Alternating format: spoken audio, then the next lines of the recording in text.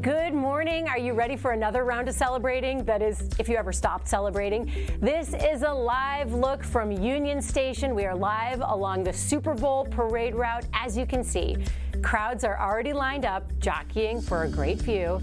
Now, the parade doesn't start for another 3 hours. However, people have been camped out all across the area for hours to secure their spots. We're there, we're live, ready for the action.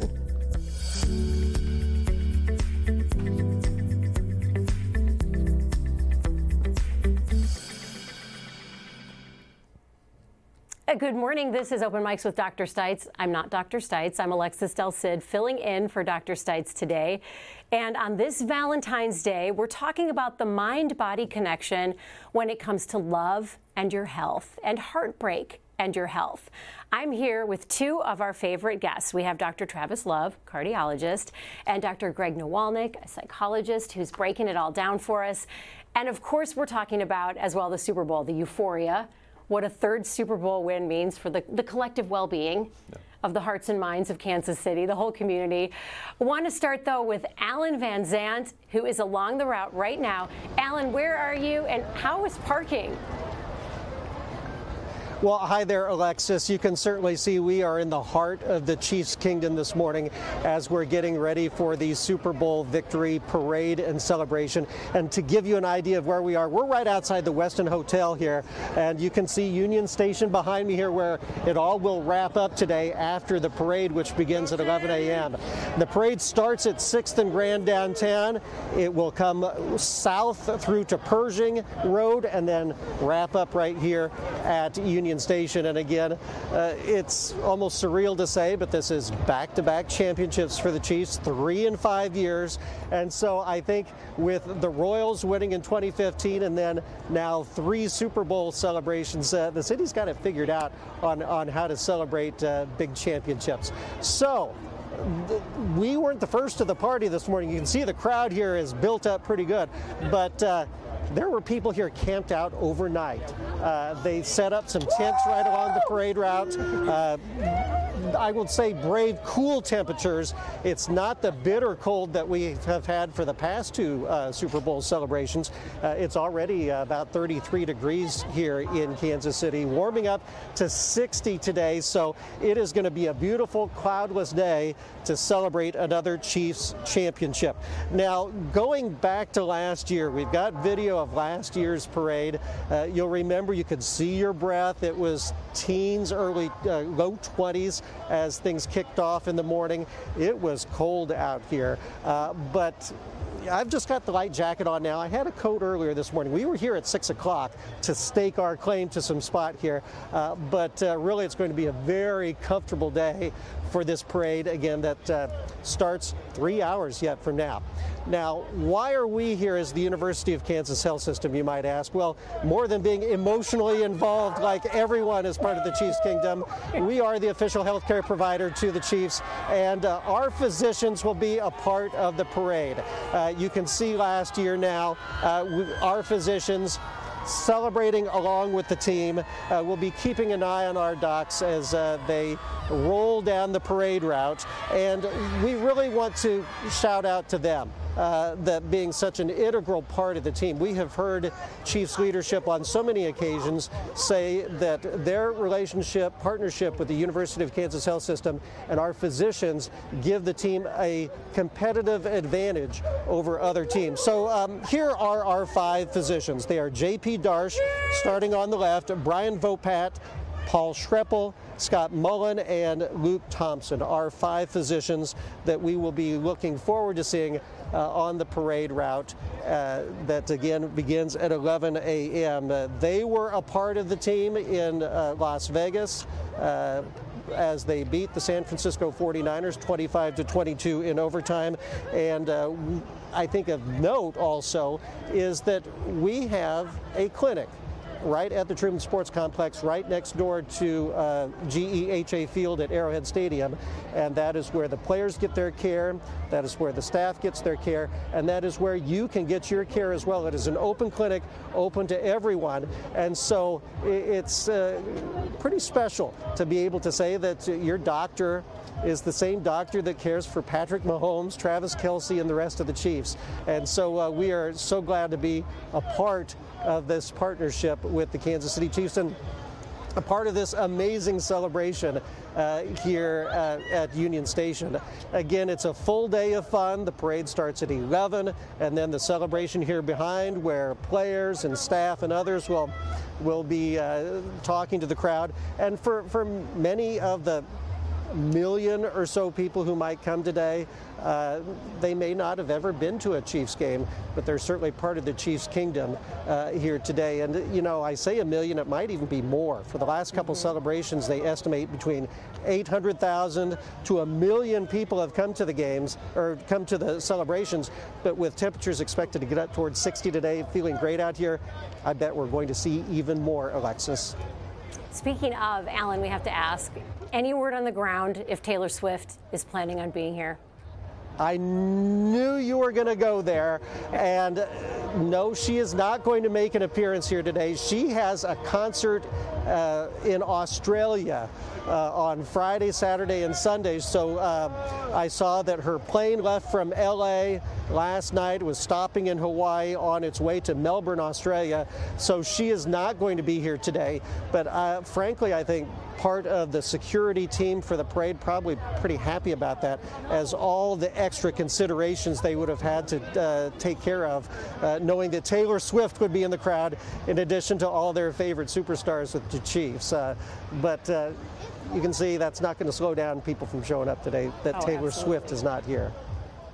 Alan, thank you so much. Have a great time. Have a great time out there. It's going to be a fun day today. It is. A great celebration today. Thank you, Alexis. Thanks, Alan. And back here in the studio, you know, Dr. Love, you made a good point. You don't necessarily want to see your boyfriend in the state some of the players might be in by the end of the day. Sure. So it might be good that Taylor Swift doesn't see Travis, however he's going to be in about 12 hours from now. Back here in the studio, I am with two doctors representing the heart and the mind, cardiology and psychology. Dr. Travis Love is a cardiologist. Dr. Greg Nawalnik is a clinical psychologist.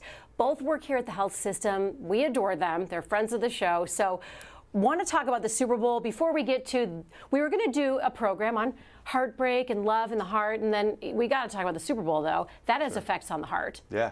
We were talking to you, Dr. Love, earlier in the week, and you said even when you woke up the morning of the playoff game, your heart was pounding all day. Yeah, I feel like all through the playoffs it's felt that way, and certainly that way for the 5.5, 6 hours there before the Super Bowl and through the Super Bowl. So yeah, absolutely, your heart can feel the effects of this. You can have increased heart rates and blood pressure, and for people who have health conditions, they need to be really cognizant of that and make sure they're taking their medications and they're kind of aware of any symptoms that they could experience. Do you ever see more patients come in after a huge game because their ticker just couldn't take it? Yeah, I don't know quite about that. You know, every once in a while we'll get a patient who says they get some chest discomfort that they noticed during a Chiefs game, and you see them on a Monday or something like that. But I don't know if it's a real uptick in new patients or patients coming to the hospital. That's a good thing. Yeah, it's a great thing. It's a great thing. Dr. Nawalnik, the games are so emotional. Being a fan is such an emotional experience. When a team loses, for example, as a psychologist, you brace yourself if it's a big game for like a sadness to cast upon the community. Yeah, welcome to being a Cleveland Browns fan. Yeah, you're a Cleveland Browns fan? Yeah, until their season ends, and then I turn over to the Chiefs. Right. But yeah, plenty about loss and pain and hurt. So yeah. What is it about the collective experience? Because as you know, I've been driving around, and I'm sure other people can relate, driving around the city feeling so proud. But like, I didn't block any tackles or throw any footballs. Yeah. Why do we feel this collective euphoria as a city? Well, so there's a lot of different factors that come into sports fandom, and you know, talking about having like an increased heart rate during the game, it's because there's these things in our brain called mirror neurons, and so essentially it's like you're watching the game and your brain almost puts you in the game. So it's like you feel every bit of that play as it's going down. And when you look at how football is broken down, it's kind of the perfect storm for almost addictive potential, because there's that like excitement of the play, and then everybody regroups, and then they line up again. There's that frozen moment of potential where anything can happen. It can be, you can score a touchdown literally on any play, either side of the ball. Like what sport gives you that? I'm feeling it now with you talking about it like that. I'm exciting. What can I say? But so that investment, and then also we just have something that we see in a lot of different aspects of life: the in-group versus out-group mentality. And so, when we think about the more positive ways, sports fandom comes into play. That's the greatest thing ever to feel like, you hear everybody around town or even watching the game at halftime say, we got to get it together. We do.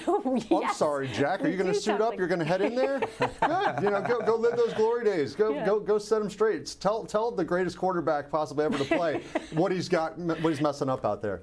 But it is that sense that we're part of the team, and it's why we love sports so much. Is that it's the great leveler. It doesn't matter if you're major white-collar executive, or if you're a blue-collar, hard-working, low-income person, you're united, you're equal. And I think that, after the game, you saw the Power and Light, people are still hanging out hours after the game. They didn't want to go home because they just made the best friend ever. Some schmuck that they're never going to see again. But for that moment, that night, they're sharing this collective experience that is so euphoric, it is so exciting, and that they had nothing to do with it. But still, they feel like they did, and just because they're wearing the red and gold, and it's exciting, and I don't want to take any air out of it. Well, there are a lot of superstitious people that think they had a lot to do with it. Like every time my friend Angelo left the room, the Chiefs played well, so we kept banishing him to the stairwell. There it is. Say, go to the stairwell, and then they'd do a great play. So he had to peek around the corner for the last play. So you never know. We might have helped them win. Angelo, thank you for pulling it together. Yeah, he sacrificed his seat on the couch. Yeah, so, that magical thinking is really a part of it. Well, you mentioned things released in your brain. Can you say again what you were talking about? Because there's some things happening in the brain. It's not things released. It's just part of the brain called mirror neurons. They're essentially responsible for a lot of different things. They monitor what's going on in your body. It's why deep breathing is effective as a coping skill, because it's monitoring how you're breathing, and are you calm, or are you excited. And then it also, it's the reason that if I'm walking down the street and you're coming the other way and I smile at you, you'll, whatever your mood is, you'll like kind of feel almost a pull to smile back. Oh, yeah. It's a strange thing, and it's part of how we socialize just as animals. And so mirror neurons give us the sense that we are in the game, that we have some investment, some stake. So it's a beautiful feeling, and friends are made. Strangers, I mean, Alan's going to be best friends with someone he never met before by the end of this parade, because everybody loves everybody at the parades. Right. When we're talking about love, I got to go to Dr. Love, which, let's face it, you have the best name ever for a cardiologist on Valentine's Day. Thanks. When we talk about romance and heartbreak and things that fill your heart, there is a physical response to that happens in your body. And there's a reason why there are so many songs and movies and books and musicals about love and heartbreak, because we've all experienced it. It turns out broken heart syndrome is a real medical diagnosis. Do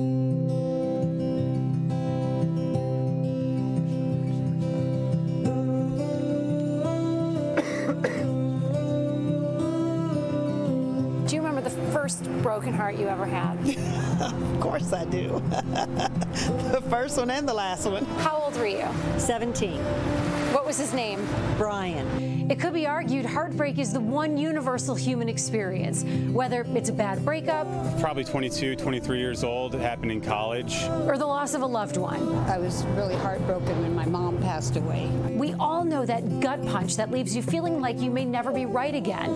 And Dr. Travis Love says in some cases, a true broken heart can have devastating consequences. It can be quite traumatic, and people will end up in the ICU with this, and people can even die from this. The University of Kansas Health System cardiologist says broken heart syndrome is real.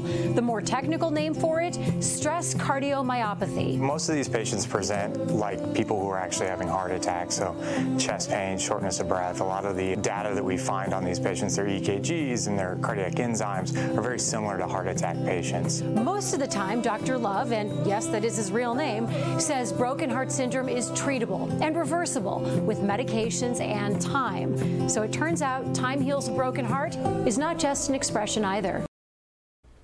Doctors say most of the documented cases of broken heart syndrome are in women around the age of 65, which Dr. Love, that actually surprised me because I would think broken heart syndrome, many people experience their first heartbreak when they're teens or in their 20s. Why are women who are in their 60s more vulnerable to this? Yeah, that's a great point, and the answer is we don't know.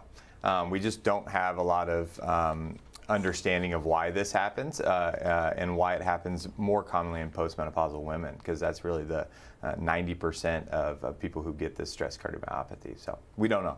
So stress cardiomyopathy is the medical word for broken heart syndrome. It's called broken heart syndrome too, but yeah, stress cardiomyopathy, because it can also happen in times of physical stress. You can be in the ICU, sick from maybe having had a stroke and develop it. But yes, stress cardiomyopathy, broken heart syndrome. How does stress affect the cardiovascular system? Well, it absolutely can affect the cardiovascular system. I mean, like we talked about with watching the Chiefs game and increased heart rates, you get these increase in catecholamines, these neurotransmitters that kind of rev your body up, this fight or flight response, and all of those things can have an effect on the cardiovascular system. So, yeah, it absolutely does. How is that different than when you're in love and you're feeling this swell of love and euphoria, like after the game, or when you're newly in love with someone? Are catecholamines still released? I don't. You'd have to ask the expert over here about being in love and catecholamines, but does that help the cardiovascular system at all? I don't know if it helps it. I think if you're somebody who is comforted by being in a relationship and stuff, I can see how that could help make you feel better, maybe lower blood pressure and those sorts of things because you're calm and relaxed. But yeah, I don't know. Maybe it hurts the first couple dates when you're stressed and anxious. I don't know. So if you're eating spaghetti or barbecue on a first date, that's very stressful. Yeah, it's very stressful. You have to choose wisely when Maybe you're on your first date. bad date idea. You guys remember that? I remember going back to first dates. So, Dr. Nawalnik, how does then love influence our mental well-being?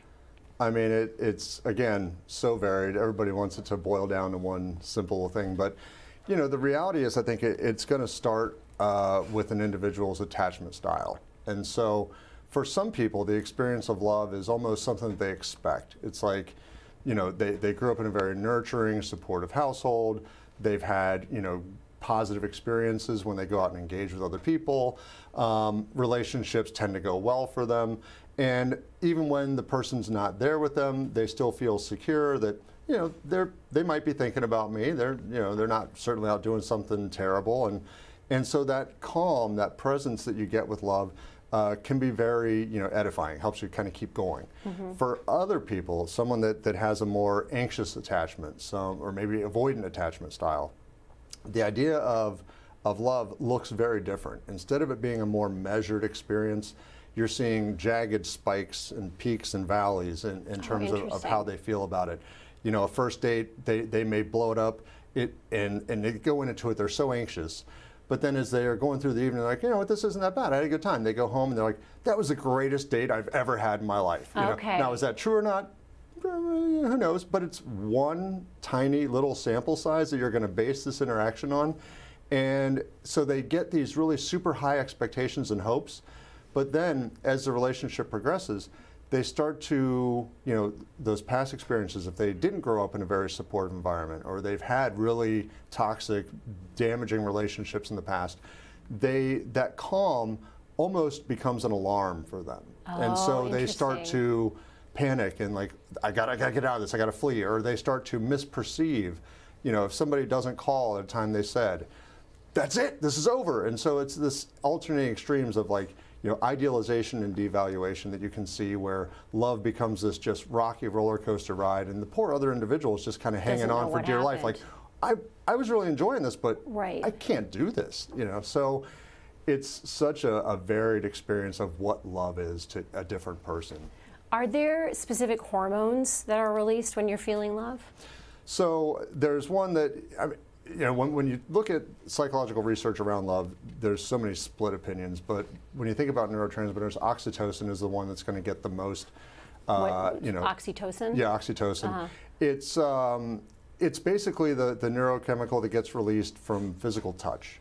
You know, and it can be from a massage. You know, if somebody comes up that you don't know behind you and kind of is rubbing your shoulders, you get that kind of just dump of like, oh, that feels nice. Right. Or you ever notice when you scratch your head, it doesn't feel as great that somebody else comes scratch your head? It feels so good. That's the difference of oxytocin being released in your bloodstream that makes it feel that much better. And so, that's one, but then also just the typical reward center, the dopamine response, serotonin, all these things are released in different ways, and they all contribute to that kind of euphoric sense of love that we get. We were talking about the cardiovascular benefits to being in love, lowering of the blood pressure if someone calms you. I mean, you can even have, I've heard people say when they have a pet at home, that lowers their blood pressure, just feeling that unconditional calm. Do you ever recommend to people to get out more, make connections, maybe get a pet, helps your blood pressure? I stay out of that. That's his department. Yeah. I don't, but I do try to encourage people to exercise and do those sorts of things. But yeah, I try. You're not going to get into their relationship. Yeah, I don't say, hey, go find a girlfriend. But can it contribute to a healthier heart to have that companion? I don't know if it can contribute to a healthier heart in a direct way, but I do think that there's something to having a companion that's looking out for you. You want to do better for them. You may be more likely to look out for your own health. Certainly, they may be helping you look out for your health. Mm-hmm. And so I do think that there's benefit to having companionship in your overall heart health, but I'm not sure how direct it is. Right. Anecdotal. Yeah, evidence just like you have a support system, or you want to do better because you're in a relationship. That sort of thing. So, Dr. Nawalnik, when you see people who are deeply lonely, does that affect the nervous system? Are there mental health issues associated with loneliness or lack of a connection or love? Absolutely. I mean, that's one of the kind of prime factors of depression is, when we're not socially engaged, we are, as a default, social animals. And so when somebody is lonely, and to be clear, there's a big difference between being alone and being lonely. You can be alone and it's by choice, and you're not going to see the same psychological detriment or emotional hurt and heartache that you will somebody that so desperately desires the connection, and whether it be because of avoidant fear or because of just it's not in the cards for them at this time, that loneliness, that's the bad side of the coin, and that's where we do see potential for depressive symptom spikes, and they start to isolate, they start to reduce how often they're going to go out and expose themselves to the risk of heartache. Is love a drug? I've heard this in songs. I've heard people say it. Does the body respond to love like a drug? I think by the literal definition of a drug, no. Right. But in terms of... Does the brain respond in a way? Yeah, I mean, our brain responds to everything that happens in a day. I mean, like you're driving here, your brain responded to every single other person on the road. It's... The reality is that as far as is it a drug, that's a... it's a dramatic statement that, sure, it does affect us, and it can we can see, not necessarily, I don't want to say an addictive potential, but there are people that do get hooked on love, and I think or love bombing. Well, sure, you can love bomb someone, yeah, but and that's when you just shower them with attention right out of the gate, and then you just can't sustain that. Nope. I mean, I hope not. Right. And also, some people, most people don't want that. There's all things in moderation is a great saying, and I think that what we're seeing now with social media is such an evolution, I think, in terms of what love is. And I think that, the depth and richness of connection, when we see so many people that are on, all the socials and all the dating apps, it used to be that I'd have to get your phone number and we'd have to make a plan and get together and go somewhere. Now it's, you up. Yeah. and by that, not even spelling so out you, it's just the letter U up, maybe a question mark. We've gone backwards. Yeah, and I think that with that, when we think about what comprises love, there's an emotional, there is the physical piece. I mean, we can't diminish that. That infatuation is kind of the groundwork that allows us or encourages us to put in the effort. The love bombs. It happens because we have that physical sensation that's like, wow, like I like the way you make me feel. And then it turns into, there's then the cognition around commitment. That like, all right, I'm going to actively choose to not be with anybody else. You're the person I'm putting all my eggs in this basket. Let's do it. And then there's the long-term evolutionary progenic, thing of like looking to procreate. Right. So all these things are factored in, but now we've introduced technology in a way that all the traditions are kind of being upended, and we're seeing a lot of different changes. And I think that we're seeing a lot of emotional reactivity coming into the room, where you didn't like my post, or you didn't put me, you're not sharing me out there. Like, why aren't you posting me? So many weird variables. Yeah, there's a lot of different media. confounds right now that haven't always been part of the game, and it's just, very stressful. We love when you send in your questions, and if you're feeling brave today, feel free to share a love story or a story about heartbreak if you want to. You can use the chat function on Facebook, YouTube, the X platform, or you can email the Medical News Network right now. The links are there on your screen. And before we get to those community questions, we want to join Dr. Dana Hawkinson, Medical Director of Infection Prevention and Control here at the health system with the COVID count. Yeah, I would like to say first, though, I think the flip side of that, having Dr. Love, I'm just happy my last name isn't syphilis. So I think there are flip sides to those last names that would too. Be a rough right? Last Some are name. good, like Dr. Love. Having the last name syphilis probably would not be a good. For an infectious disease specialist, though, right? Maybe you'd be the guy that you'd know your stuff. Penicillin wouldn't be bad. You'd still want to stay away. That's right. That probably wouldn't be too bad. So our COVID count this week has stayed steady at 24 active cases in the hospital. Still a couple people with severe illness being in the ICU and on the ventilator as well. So I want to talk to you about some new guidelines that might be coming out involving the CDC's COVID isolation guidelines. This was in the Washington Post that got the scoop yesterday. They cited unnamed sources inside the CDC. So currently, if you test positive, the CDC says you're supposed to isolate for 5 days. According to this report in the Washington Post, the CDC could change that to isolating for only 24 hours after your fever breaks. So Dr. Hawkinson, if your fever goes away, you just would wait 1 full day and then stop isolating. Do you think that's a smart change if it happens? Yeah, I mean, I think, again, this is a scoop, just as you said. If there are changes made, it doesn't sound like it will be before April, so we are still waiting. I still do think that is dangerous. The best evidence we continue to have is that whether you are unvaccinated or vaccinated, certainly we know that you have the highest viral loads, those 1 to 2 days prior to symptoms starting, and those 1 to 2 days after symptoms starting as well. So, the CDC did stress, or in one of the articles they did stress, that this does not mean that COVID is any less dangerous. This means that overall the chances of severe illness or the impacts are less on a population level. We still know that there are those certain aspects, demographics of the population that still will have risk for severe disease.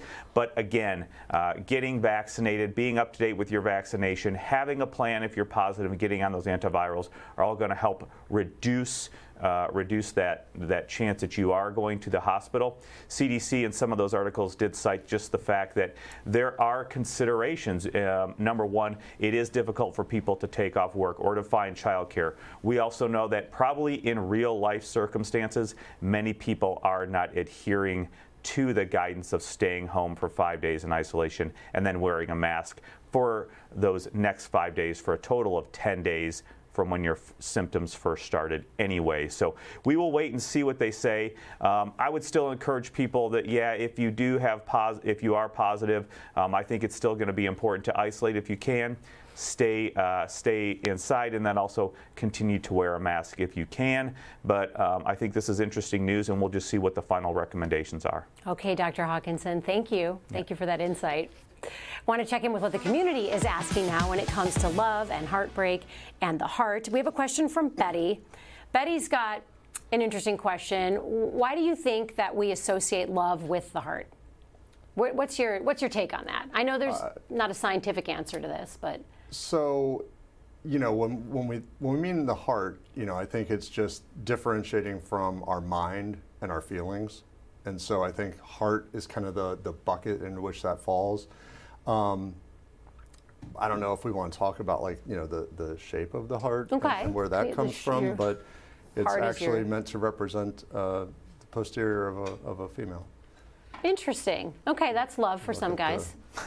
It's an interesting twist on Betty's that's question. A classic. That's not me. I didn't do it. So You Up has been around for a long time. You Up goes way back. Thou Risen? Oh, good grief. Okay, guys. John wants to know, this is a medical question, what are butterflies in the stomach? Can you answer that? I know you're a cardiologist, but why do we feel butterflies? What's happening? You got the wrong guy. I don't know why we feel. To get a gastrointestinal I think I would ask Dr. Nawalnik here. So it's it's around anxiety. You know, it's the same. So when oxytocin gets released, it's the same initial process. It's the hypothalamus triggering the pituitary gland to release the chemical, and so. And that makes your stomach flutter? Yeah, because it's that you're nervous. You know, I mean, if you're going to be honest, in the initial phases, that infatuous phase of love, there's a lot of nervousness there because it's not certain, and there's excitement, and it's and to be clear, anxiety and excitement are physiologically very similar, and so you're going to have a lot of the same sensations. But that's really what it is. So there are no butterflies trapped in there, I hope. It's just the sensation of, same way like if you're about to get on a roller coaster, you're going to feel the same butterflies. Yeah, they're just a little different. Sheila has a question. She writes, when I was a teenager and I had a new crush, I always lost my appetite. Why? That actually would happen to me too. When I had a crush on Justin Arnold in 7th grade, I could not eat lunch whenever I saw him. My appetite vanished. Justin, what choices did you make?